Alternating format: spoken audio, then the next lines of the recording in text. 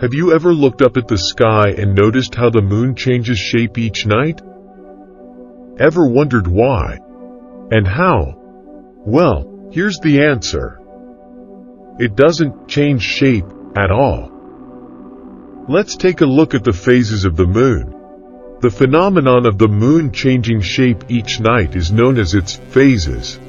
This happens due to the varying positions of the moon, Earth, and the sun relative to one another. As the moon orbits around the Earth, the amount of its illuminated side that we see from Earth changes.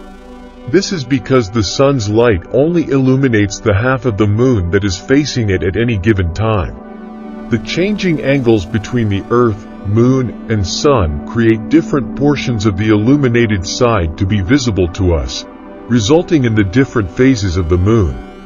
The moon doesn't give off light itself. The moonlight we see is actually the sun's light reflected off the lunar surface.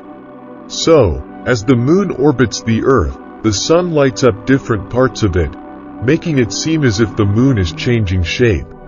In actual fact, it's just our view of it that's altering. Changing phases. The moon is Earth's only natural satellite, a celestial body that orbits a planet. It takes the moon 27.3 days to make a complete orbit around the Earth, but because the Earth is moving around the sun at the same time, it takes the moon 29.5 days to go through its 8 different phases, a lunar month. When the moon appears to be getting bigger, it's waxing, and when it looks like it's getting smaller, it's waning.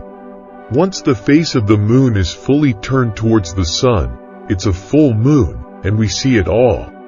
But, as the moon moves around the Earth, the face pointing towards us gradually becomes hidden from the sun until we can hardly see it at all. This is a new moon. Cosmic. Here's a brief explanation of the main phases.